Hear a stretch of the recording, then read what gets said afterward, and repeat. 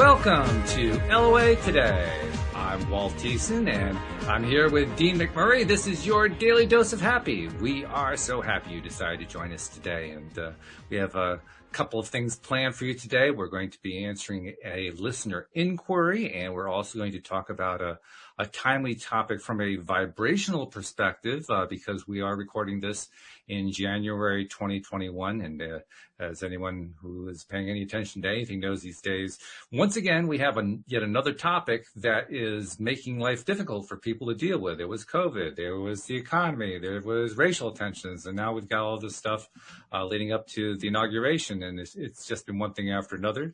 So we're not going to talk about the politics of it, but we are going to talk about the vibration of it and come up with some ideas about what to do with it. So it's going to be a good show. But we're going to start off with a question from a listener who is a regular listener. Her name is Sarah. And by the way, Dean, she is very glad that you are on the program. So you have your... Well, thank you, Sarah. Thanks for listening. You have a vote of confidence there. That's good. She's also responding to the conversations we had on Friday with Keiko. Keiko was a wonderful guest who joined us on Friday. Wasn't she? Happy clappy. Boy, she is just, yeah. I love it. I still remember it. Well, last week we had Serenity Sam, who Serenity, yeah. Everybody has kind of agreed that Serenity Sam had the wrong handle because she should be like Skyrocket Sam or Supersonic Sam because she's just. Whereas Keiko was very high energy, but she was more of like a placid high energy. So right, people have different, they have different vibes. But where do you find these great guests there, Walt? I use the law of attraction. They come find me. There you go. I mean, seriously, it's the best way to do it. I love it. Yeah, it's good stuff. So anyway, here's what Sarah had to write. She says, thanks so much for the info on ultrasonic brushing. I was telling people about the ultrasonic toothbrush I use. Okay. And for asking my question to Keiko. She says, I'm very grateful for her response. I still have to figure out what I'll do with the info, but it is a great stepping stone. And speaking of figuring it out, I struggle to pinpoint the gift I have that it is my purpose to provide the world with and how to go about doing that. I like my current job, but I'm wondering if that is the way or if I should cut hours and practice my gifts next to it once I'm up to speed or switch professional activities altogether. I love that Dean has a weekly spot on the show, so I would so much appreciate his input on this. So what do you think, Dean? Any ideas? Are you getting anything about that? Yeah. So let me ask real quick, a little bit of clarification. Did she already say that she's aware of her gifts or she's looking to see what those are specifically? I'm trying to remember the conversation specifically from Friday, but I think in general, yes, she is aware of what the gifts are. She's trying to figure out what to do. Right. Whether she should start stepping into that. Right. Well, here's what I would say is a blind psychic is going to tell you this. Wait a minute. Hold on a second. You got to define your terms here. What do you mean a blind psychic? That's, it's like anybody can tell you that this is, of course you should develop them. Why wouldn't you develop your gifts? Because really for Sarah, you're denying the world don't be selfish with your abilities. Share that, whether it's in a business aspect or whatever. But if you need to start developing them now to get to the point of working with folks, then do what you need to do. That's what I would share. And in a sense of, a Deanism, I'll call it even a blind psychic would tell you, get out there, do it. Of course. Yes. Develop those abilities because the world needs you, not just, there's millions of Sarahs out there and Phils and Jims and, Karens and whomever that have these awesome abilities. Develop them. Why are you being selfish with them? A lot of fear, whatever, but that's okay. But I would urge you to start developing them now. Now, it doesn't mean that you have to quit your job and, get an office space and do readings or healings or whatever it is. No, it doesn't. You can do your traditional 9 to 5 and do this, as a side thing or whatever you want to do. But here's what I'd share. Start developing it now because however long it takes you to get to the point to start providing those services or those abilities to Joe Public, then, that's the world needs you, Sarah. So, That's what I would share. And intuitively, I can feel that in my heart. I can feel the pulling, but I put it in my own words and my own spin though is, of course you should. You know, but I know sometimes like, should I, in the beginning, it's always kind of like, should I, or should I stay the course? And then maybe down the road, just, make the complete transfer. No, start today. Start where you are, right? It's like, why wait? You can you can start where you are, even if it's out of your, I don't know, out of your basement or out of your closet, or I don't know what you do, but, or what you're going to provide, but start today. So it's going to change, manifest with time, but yeah, start today.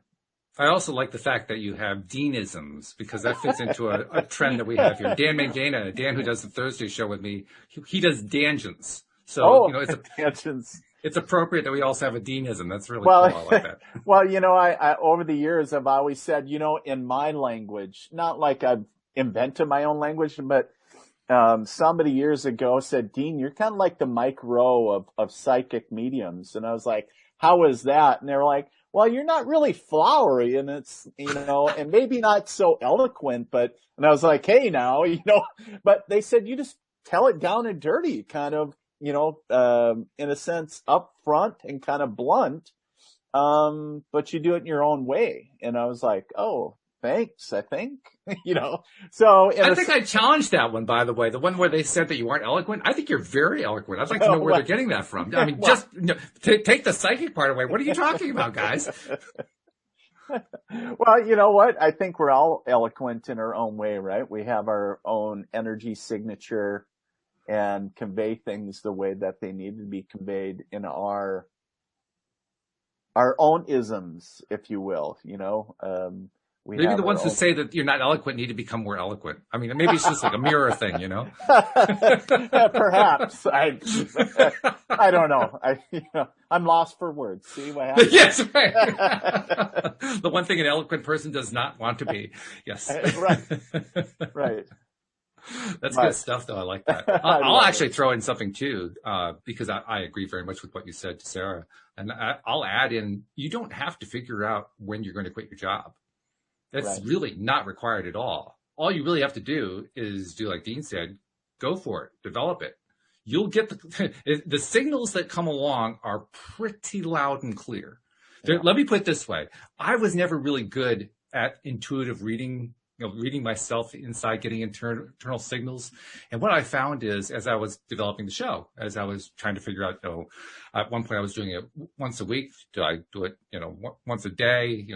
At one point I tried to do it twice a day. The signals weren't hard to read.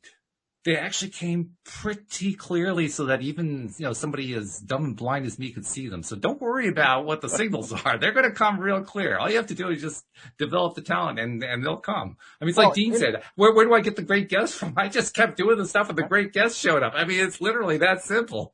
Right. There was nothing complex going on there. It's here. going to change over time too, right? From what you start to do is like, is this it? Is this what I'm going to be doing until I feel like it's time to do something else? No, I mean, that's kind of a no-brainer because it's going to change. It's going to evolve and manifest into something bigger and cooler. And I mean, and it's just that, I don't know. It changes and it's cool. I think one of the biggest things we deal with, no matter what our particular talents are or what, I'll even term it as our passions, because I think actually following the passion is even more important. Whatever the passion is, it almost doesn't even matter. What matters is actually following through on it, because we can kind of get all wrapped up in, oh God, I'm not sure I know I like this thing, but should I really do that? Or maybe I should focus on this other thing. We can tie ourselves in knots doing that kind of thing. It's at that point, it's almost better with just like, fish or cut bait, do something. Right. Yeah. And we get in this analysis paralysis, or at least I did. Oh, me too. And I got to figure out, I got to get ready to get ready to get ready. And it would drive my wife absolutely nuts. She was like, you don't need to be doing that. Just start. And I was like, but how do I start I got to know the why or the how. And they were like, she was like, no, you don't. Just, Actually, what I've learned on that particular point right there, the idea of having to know the how and the why, what I have since learned is that what I really need to know is how do I feel about it. If I'm feeling good, that's the signal to hit the gas pedal. just to If go. I'm not feeling good, that's the signal to hit the brake. And it's really that simple. You just either you're feeling good or you're not feeling good. If you're not feeling good, I wouldn't do anything if I'm not feeling good. If I'm not feeling good, Right. I'm taking a break. I'm going in the back room lying down because anything I do at that point is going to be bad anyway, right? Right. But if I'm feeling good, it doesn't matter what I'm doing. It's going to come out great because I'm feeling good. Right. It's that straightforward. Well, and that's the thing, because you're in alignment with the vibrational energy of Right. whatever event or whatever you're doing, and you're just following that, right? And when you feel Exactly. that connection, it's like, ooh, hammer down, let's go, let's, and make up for lost time. Otherwise, it's a broken connection, right? That's what we're feeling. And it's like, Yes. oops, something's not in alignment. Either I'm not understanding, or, the direction I'm trying to go isn't in alignment with my highest good or whatever, right? Exactly. Or my goals. And so, trusting the intuitive urge or pull or push, whatever sensations that you're getting, is trusting them. Again, trusting your intuition. What is it sending you? And, following that divine breadcrumb trail, if you will, and where's it leading you? Where do you want to go? But the biggest thing is that delay piece, I think, is huge. If I went back and talked to myself many years ago, I was just like, I learned so many things. I just look back and going, wow, there's some things that I was just pretty hard-headed on, and this round peg must go in the square hole. It must, and I just couldn't understand. And then finally it was just like, oh, like the angels came down and said, snap out of it, stupid. It's like, it's like, well, in my case, it wasn't an angel; it was a wife, actually. Because what happened is my wow, wife came over when I would be at my lowest point. I'd literally be lying down on the couch. She'd come over, straddle my waist, grab me by the t-shirt, shake the t-shirt, and say exactly those words: "Snap out of it." And it worked. It worked really, really well, because basically she made me do the one thing I needed to do more than anything else, and that was to laugh out loud, just to release all that junk that I had been building up. And it worked. It worked great. So we need those angels on our shoulder every once in a while, right? We do. Or shake in this us case, out of our waist, own, but...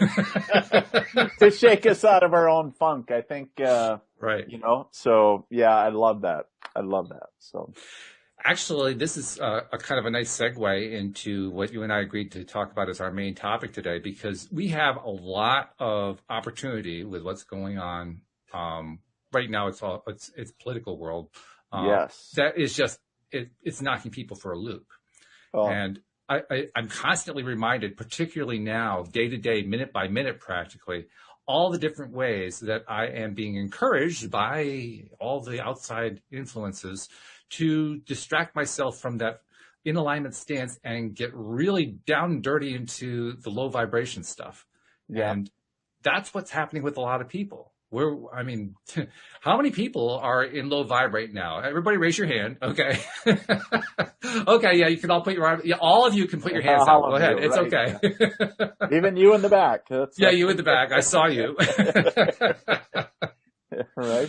But it's like, this has been a whole series of these things over the last year. There was COVID. There was the race stuff. There was the economy. It was like one thing after another. And here we have yet another thing coming to us, which I guess I can't say is terribly surprising. What we're describing is a downward spiral. Isn't that what that really amounts to? There's like this societal wide downward spiral that's been going on. And so if there's a better time to focus attention on what it takes to climb out of a downward spiral, I'm not sure what it would be than when you're in a downward spiral.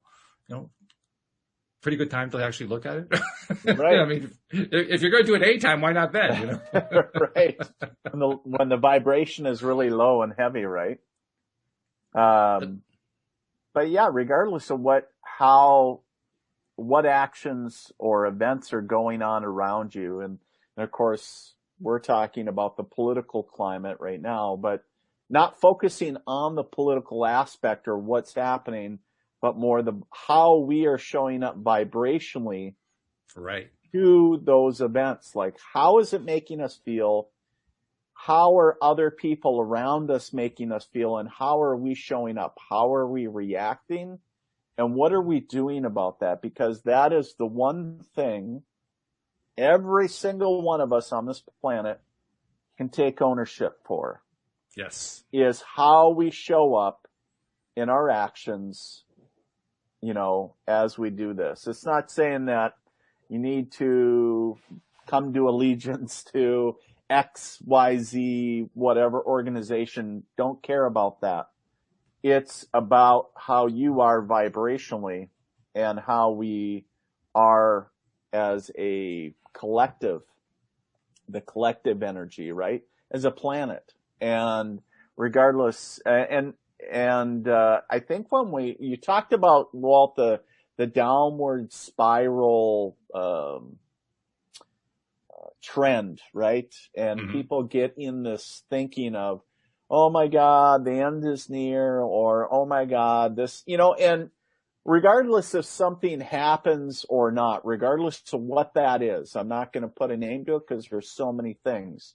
However, is again, how are we feeling about that, and how do we want to feel? So it's usually conversely, or, you know, it's out of alignment. In fact, this afternoon I went to the chiropractor, right? And he put me back into alignment, my physical body. Think about your energetic body. It's out of alignment with, you know, the consciousness that's coming into us, and saying, you know, how do we want to feel? How do we want to show up? And where are we currently? Because a lot of times all this stuff around us is bringing up all this fear, anger, anxiety. We talked about the trends, Walt, you and I talked about the escalating trends of suicide, right? Yeah. It's been high anyways, but even during the pandemic, and now with all this other stuff going on, I mean, suicide rates are climbing. And unfortunately, and I don't have the national figures at my fingertips. I don't really, you know what the accurate number is per se, but I know it's higher than it has been. And unfortunately, an alarming number of those suicide numbers are statistically children as well. And which is really alarming as well. I mean, anybody taking their life is sad. And it's like, okay, so and maybe it's not a teen or a child watching this program right now. Maybe it's a parent. How do you parent, a teen feeling all of the, you know, the challenges of being a teen plus during this time? I got a very empathic, 14-year-old female in my home.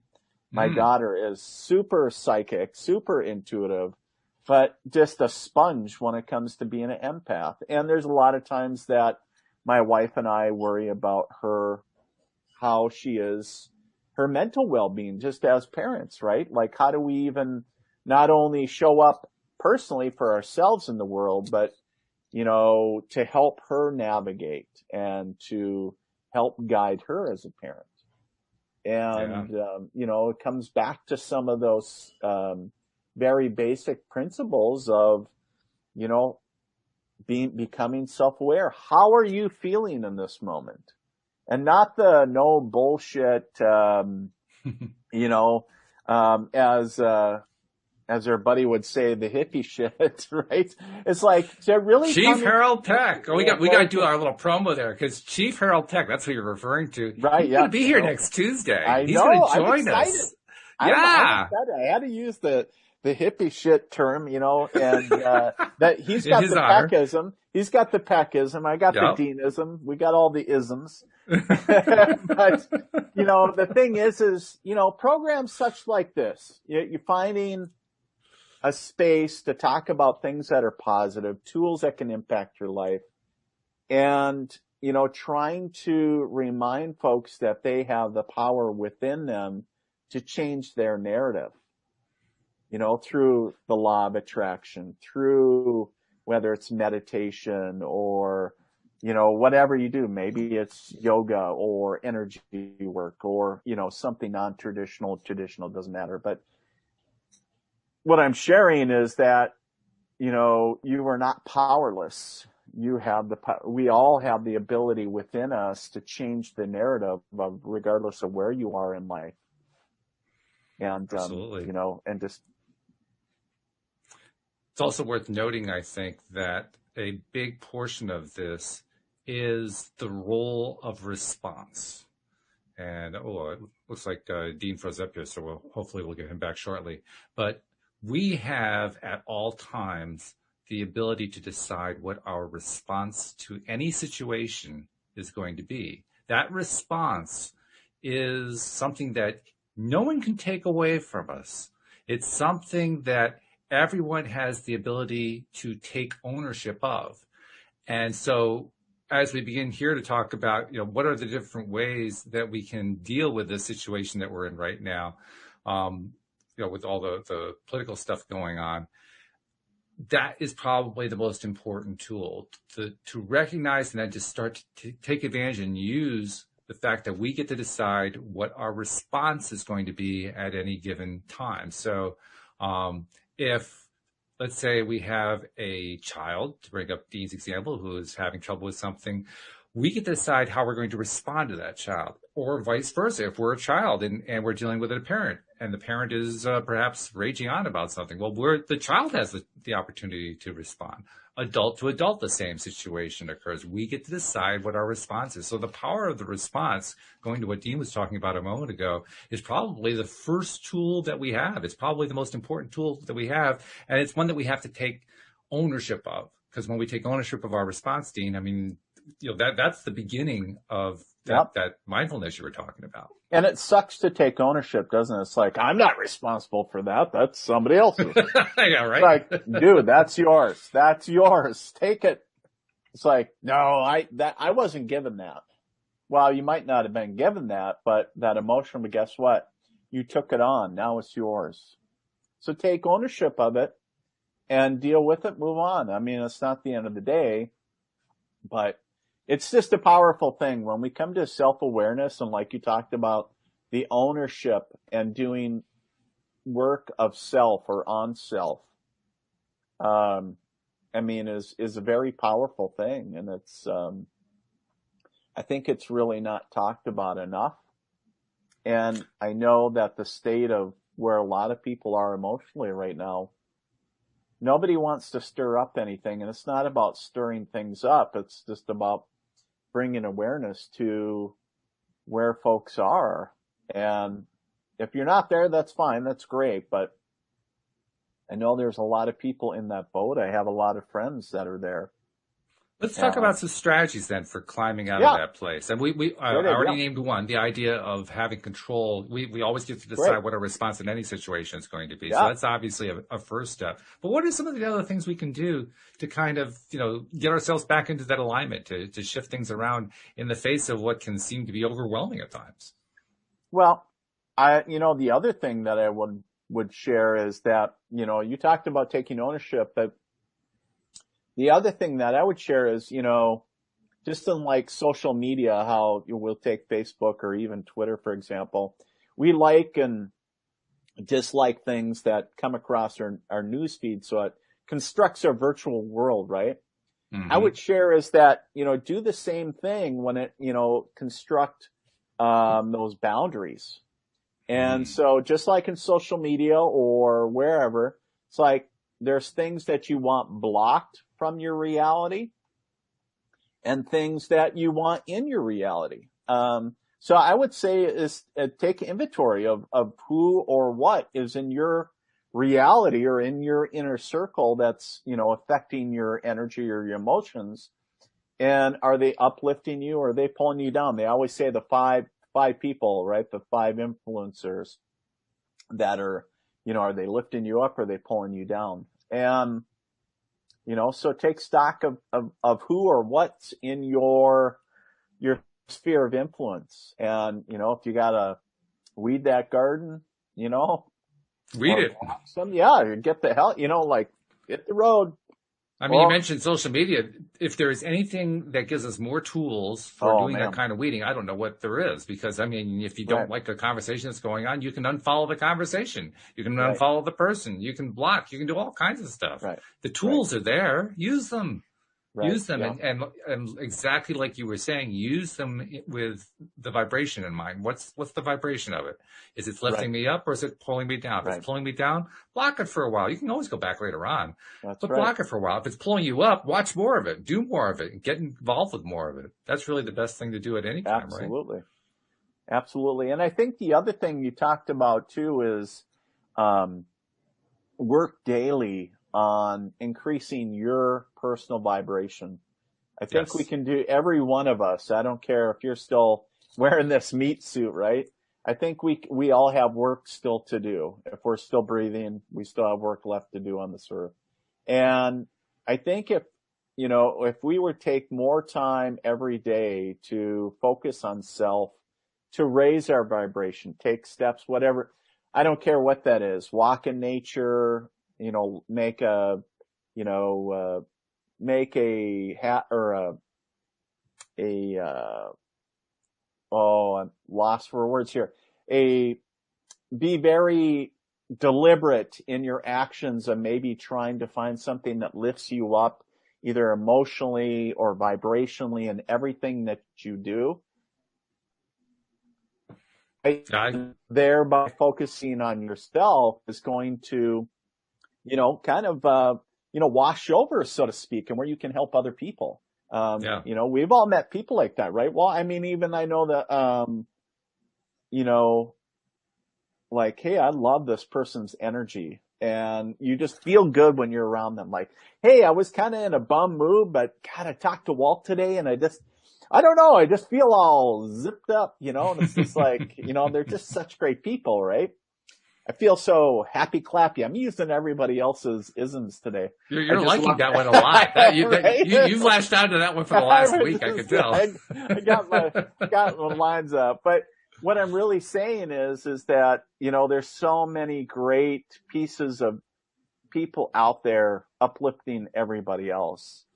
And, if we take steps ourselves, we can really make a difference. So the old adage, be the change you want to see in the world, is no truer time like the present, right? Boy, that's the truth. That is the truth. Right. Something else that I like to do a lot, and I've been using it in the last few days, particularly because of all the craziness going on, is this was actually suggested to me by a former co-host. Her name is Patty Framo.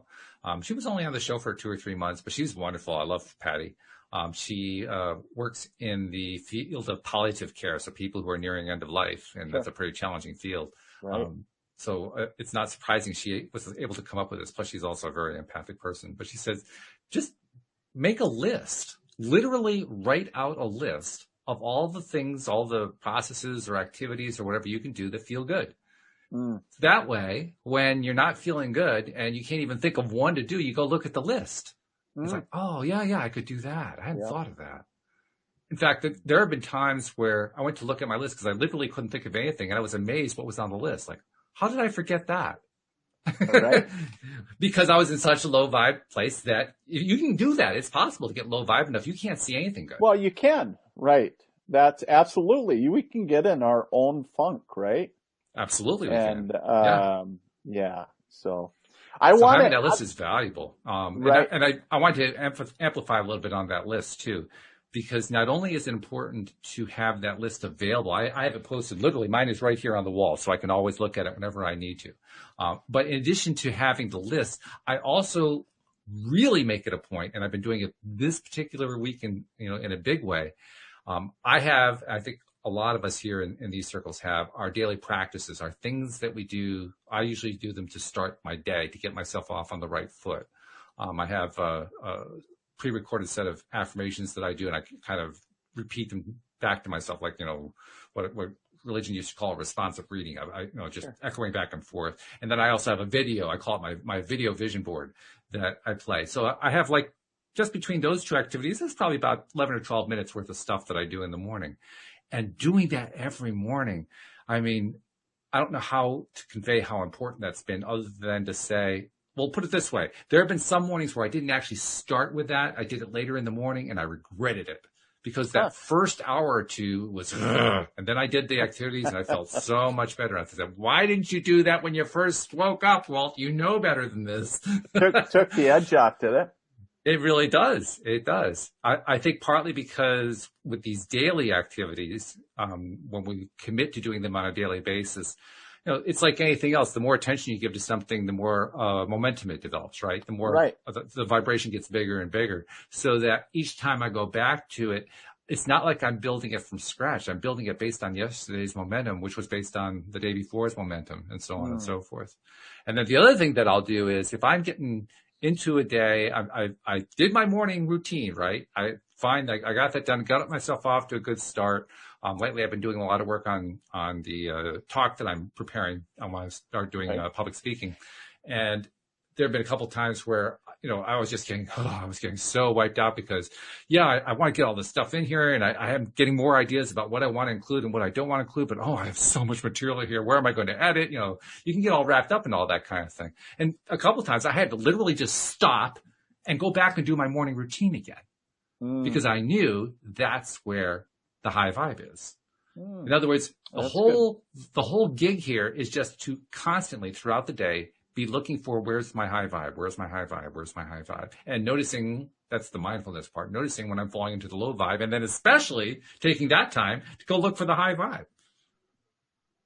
Is there like a pattern here? I think there is. Look for the high vibe, look for the high vibe, look for the high vibe. Right. Well, and then the more you repeat that or the more you have that mindset, it's just normal, right? You're always, it's just constant. It's a muscle memory thing that we used to call the You do it so much you don't even think about it. It's automatic now, right? It's part of you. That's the fun part. That's the cool part because I don't get into that deep depression very often anymore. Occasionally, but not nearly like it used to be. And if I do end up there, I'm there for 3 minutes maximum and then I'm out. Whereas before, 10 years ago, I could have fallen into it and been there until next Christmas. It was just not a pretty sight. Now, because of, the daily activities, 3 minutes is unusual. So yeah, it makes a big, big difference. Well, good. What are some of your things? What do you do when you're needing to pick yourself up? Like, do you have a daily routine? What do you do with your routine? Well, it starts with 2 beers and an egg. And I love it. I don't drink anymore. I actually don't. But no, I was joking. But for me, is if I'm in a really, if you will, a kind of a funk or whatever. One thing that I love to do since the whole pandemic kicked off, or was around March, is actually started messing around with guitar, learning guitar. And so I'll go down and kind of, try to strum out some chords and mess because vibrationally I can lose myself in the music as well. Oh yeah. And then also, just really being, alone to be quiet, with my own, so I can maybe self-analysis, whatever, but just where I can just find a space within myself to let it go. Because it's just all the noise that it's almost like compounding for me. And I'm like, I just need it to be quiet for 5 minutes so I can find a space within myself to allow it to go. And, and more often than not, where, it's just like, okay, feel better. It's like, all right, 5 minutes, good to go. And, shake it off. All right, let's go, ready to go again. And, some days we're all human, right? Some days we're going to feel a little fun. It's like, today feels down or we're feeling the outward, but it's like, I feel that and it doesn't feel good, but it doesn't mean that I'm like curled up in a ball underneath the bed either. Right. But there's been days in the past where, like you shared, even for you, Walt, is, I was close there myself and saying, how do you deal with that? And there is no one way. There's lots of ways, but you have to find out what works for you. And typically what I have found, or what I've been hearing from the field, if you will, from students and clients over the years, is typically they find what doesn't work before they find what works. Yeah, interesting, Because isn't that? everybody has a fix. And, Yeah. it's like, take this pill to lose this fat. It's like, you're doing everything except this one thing that'll change your life. It's like the miracle, cure or whatever it is. But Yeah. really, we're looking for the pieces. And a lot of times we're missing the narrative because we're looking everywhere except here. We're looking everywhere outside of ourselves where the true answer is here. I get it. If we have to, if there's something physical we have to take or have, but guess what? It usually starts and ends here. And a lot of times we can't see that, and that's all right. But when we realize it, it's like, oh, I just figured it out. And it's like, oh, the light bulb went on, like, oh my God, nobody told me. And of course, by the way, the fact that I was just realizing as you were saying that is we're doing a podcast, which means most of the people can't see us, so they aren't sure what the here was. But the here, you were saying here and pointing at yourself, you're pointing inside. Yeah, sorry, yeah. Pointing at, starts and ends with ourselves, right? I'm pointing at myself and saying, in that snap of the fingers moment. Like, just when people realize that, oh my God, have that come to Jesus moment, if you will. But even if you were to go back in time and tell them maybe a long time ago that, hey, it starts and ends with you, they can't really figure that piece out because they're in that state of awareness. And for whatever reason, they can't quite see that, if that makes sense. It does make sense. Absolutely. Yeah. And that's why it is so important to start within. I also, by the way, I wanted to make a comment too about the fact that you go play guitar as one of your things to do. And I want to comment on that partly because I used to play guitar. I haven't played in like 20 years or something like that, 30 years probably, but it was one of my favorite things to do. And I realized just now why it was because of the way you said it. The reason it was such an important piece of my life was because when you play a guitar, you are literally creating vibrations. You are literally creating vibrations, and those vibrations are going out into the world, and they're going out into your room. They're going out into your space, and those vibrations are we're not talking about abstract vibrations anymore, right? We're talking about real vibrations.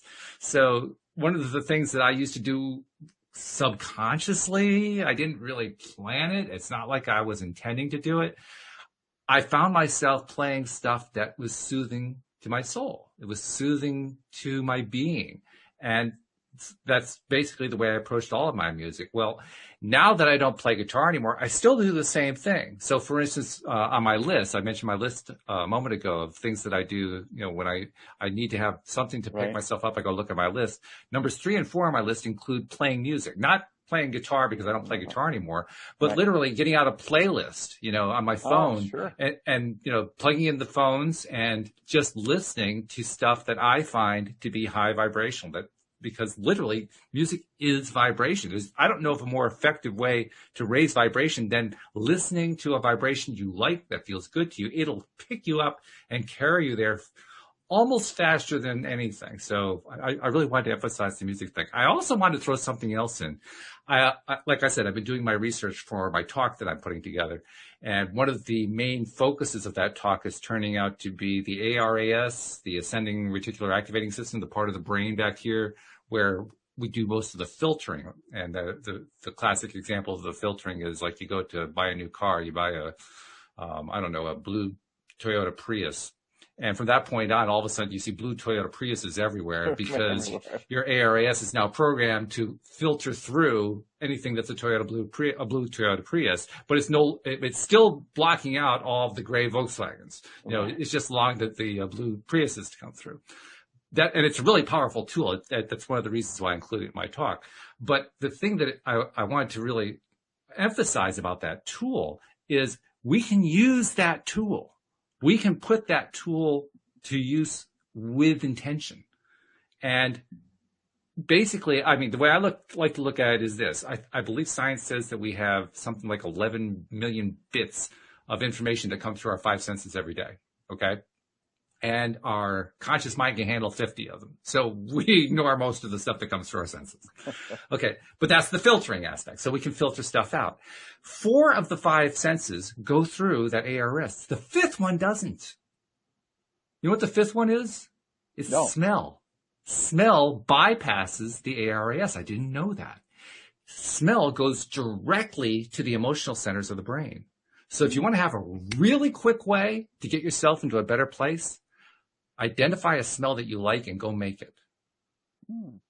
That will pick you up faster than anything else you can possibly do. So if you like the smell of oregano, make something with oregano. I mean, if you like the smell of cheese, do something with cheese. Whatever it is, find the smell. And it makes a lot of sense, right? Because realtors and anybody in retail and those folks, they do a lot of study into the senses, right? And how people buy and the psychology of all that. And you talk about the senses because realtors know that right before they do an open house, an old adage of, hey, get some, bake some cookies. Yep. Bake some cookies. And so it smells like home, memories of being young, or diffuse essential oils. So where it's like a citrus smell or maybe thing of memories of Christmas or anything that might invoke some, vision of family and warmness. And so absolutely things that, even, people that, sell things. So you think of more trendy, places like in malls and other shopping centers using the aromatherapy aspect of colognes and perfumes and, all these bath and body shops and trendy new, hip places that, it smells like a perfume bottle broke on the floor, but at the same time, it awakens different places within the brain to get it, thinking or, the impulse areas. And so absolutely, I'm a firm, huge, big believer in that. I completely believe in that. We're huge believers in essential oils, in our home. And, we got a whole little, out comes the whole little tray of, essential oils and diffusers all over the house and wearing them like cologne. And, so I completely, I'm a big believer in that as well. But, my wife is into the spice candles, so we have spice candles everywhere. Oh, there you go. Okay. Some of them are lit, some of them are not. Some of these spice candles, you don't have to light them. You just take the cover off, and that's enough. They're strong. They're potent. Strong, right? Like you want to eat some of them, you're like, God, can I eat this? Right? Yeah, where's the cinnamon? It's like, hey, you baking something? It's like, no. Who brought out the cinnamon toast? I mean, come on. Right? I know. I love it. So, but that's great validation that talking about a scent is activating. So, talking about just another great tool to help during these turbulent times, whether, for example, going back to, people that deal with anxiety and sensitive people is, just think about my daughter and one of the things that, we got her for Christmas was a weighted blanket. That was another thing. So a sensory aspect, right? The weight of those weighted blankets that are very popular, I guess, with everybody, but, to bring comfort or to feel that, to be able to go to sleep quite easier. So there's a lot of things commercially, on the market. But understand this, if somebody is out there listening to this right now that's saying, Dean, Walt, I can't afford a weighted blanket, cannot stand scented candles, do not like the oils. I have a cat, so I can't have, certain things. It's like, go back to the basics again. remember we talked about in the beginning that it starts and it ends with you. So it doesn't cost a dime to sit and meditate. It doesn't cost a dime to do self-reflection, to connect to your higher self or source. It doesn't cost a dime to be self and to what I call psychic self. It's about protecting your energies every time you're going out, as far as creating that translucent energy bubble. There's so many things that you can do that it's free and, to do. So if it's a question about saying, well, as far as getting products, I don't want it, or I don't have the money or resource, whatever, I don't care where you live. You could live in the jungles of Peru. I don't care. It's, maybe the Amazon doesn't deliver there yet. I don't know, but. Well, I believe the Amazon River runs to the east of that, but that's okay. That's not the Amazon you were talking about. my geography out there. But Peru, Oregon, I don't know. Somebody's like, oh, look, that's Peru. I know where that is. But the thing that I'm sharing is that, a lot of times we tend to make excuses for why we can't do something. And I would share that for every excuse, there would be a counter, and just sharing that, we do have the resources within us that we can certainly, accomplish. One of my favorite things. Want to do it.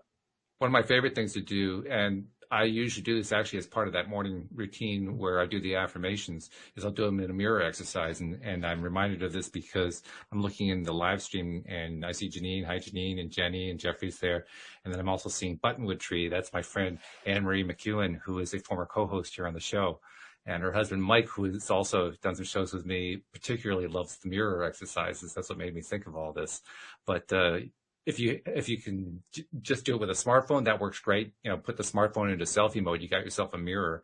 If you don't have a smartphone, get a mirror. Just get a regular mirror. If you're out in the middle of, the Amazon, go to the water. The water becomes a mirror.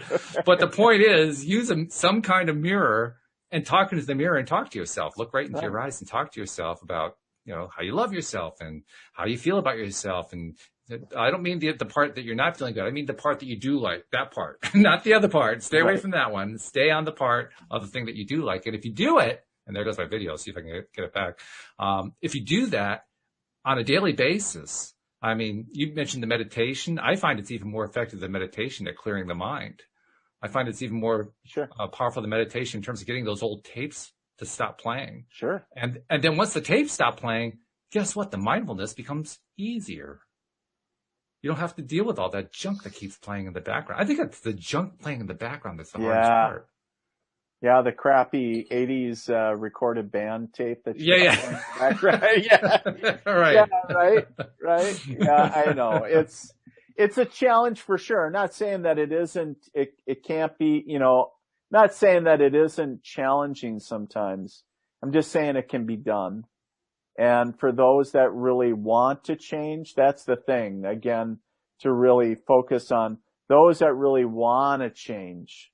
It can be done regardless of your circumstance where you're at. So, and these are just, again, these are some tools that as we transition through these, kind of turbulent times, we're going to get on the other side of this, and the more tools you have in your toolbox to help you navigate and make things smoother, it's going to make it a bit, I don't know, how do I want to say, palatable? Well, sure. I think palatable also comes from deciding what we talked about at the beginning, deciding what barriers, what boundaries to put up. And what that really comes down to is, what am I going to give my attention to? Do I choose to keep giving my attention to that thing that is driving me into the floor with all of my depression? Or do I choose to change the subject? If I choose to stick with all the craziness that's going on, I can pretty much guarantee it's going to continue to lead me down that downward spiral, right? But if I'm willing to change the subject, if I'm willing to shift over to something else, anything else, that feels better. Just that act of shifting over to that something else, that anything else that feels better, takes my mind off of the taboo subject, that thing that I want to get away from. It's literally that simple.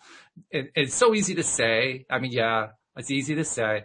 It's not easy to do necessarily, but it's worth taking even the smallest step. Because I think, you know what I think kills us when we're in that really bad space, Dean? I think we feel like we have to solve the whole thing all at once. All we really have to do is just take one step in the new direction and then take a second step in the new direction.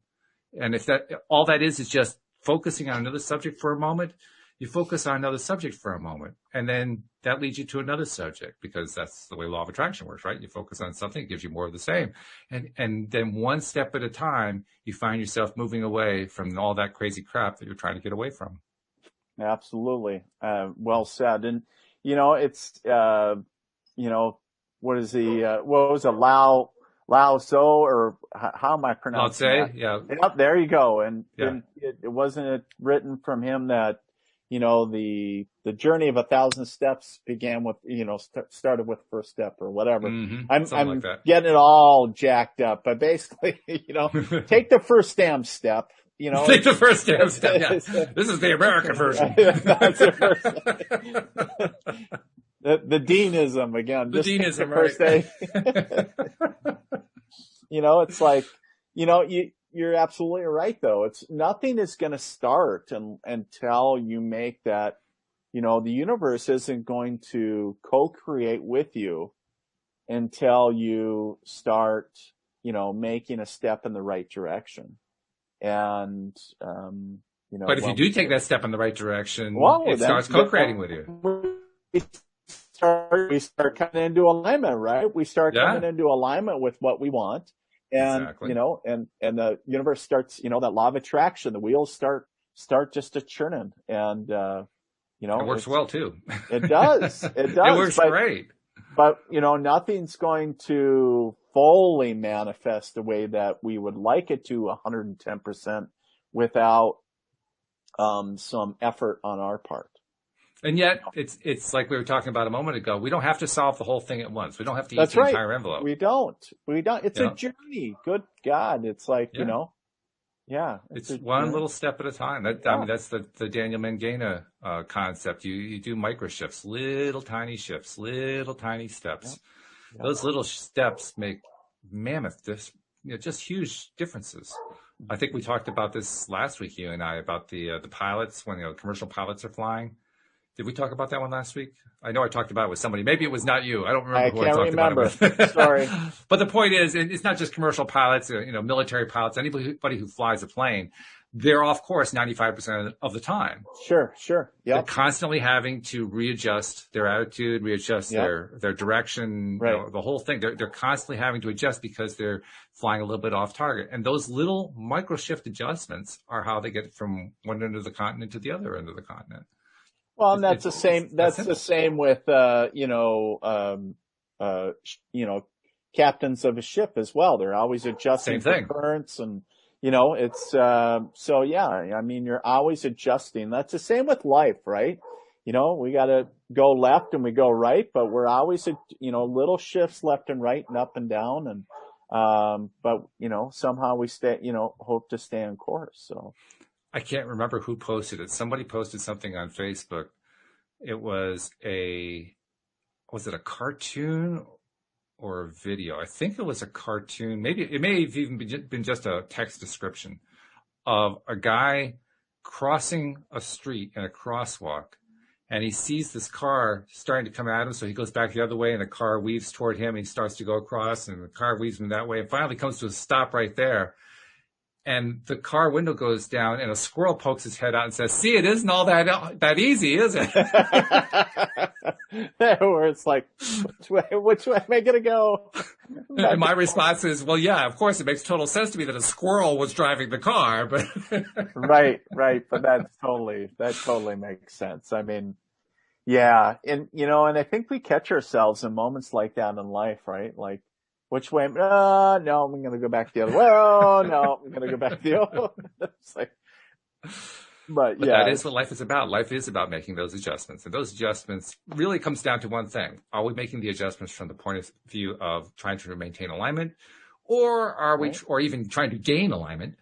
Or are we trying to prove a point or Right. to convince somebody of something or Right. change the world or Right. all this Right. other stuff that's really high energy, low leverage, poor result stuff. Right. You know? Right.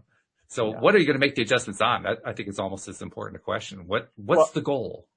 Well, and the other thing is, yeah, and exactly like you shared is, are we making these adjustments in life based off of fear? Are we making these, are we basing these decisions or actions based off of, an emotion that is out of control?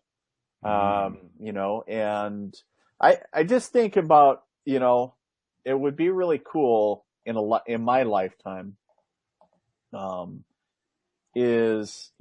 would be to see everybody just kind of very aware of everybody else, just kind of like a global consciousness, so to speak, of that one total essence. Well, I think you're getting your wish. It's just that a lot of what people are seeing, they don't want to see. Change the channel, damn it. Change the channel. Yeah, right. Higher vibration, higher, we're good. Now everybody's sinking in, but let's change everything.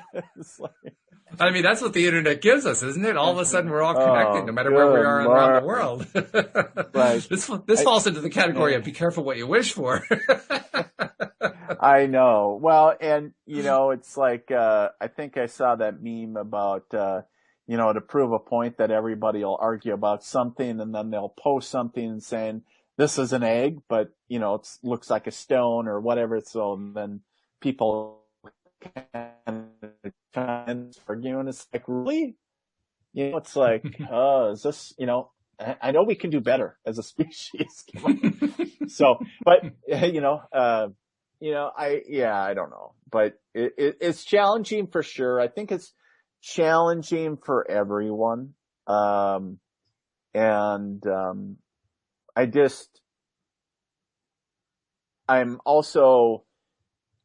more excited because the opportunities that are presenting themselves for us to do magnificent and great things as a species, as a collective, not just, as humans, but animals, everybody else, of where we can really go at this time.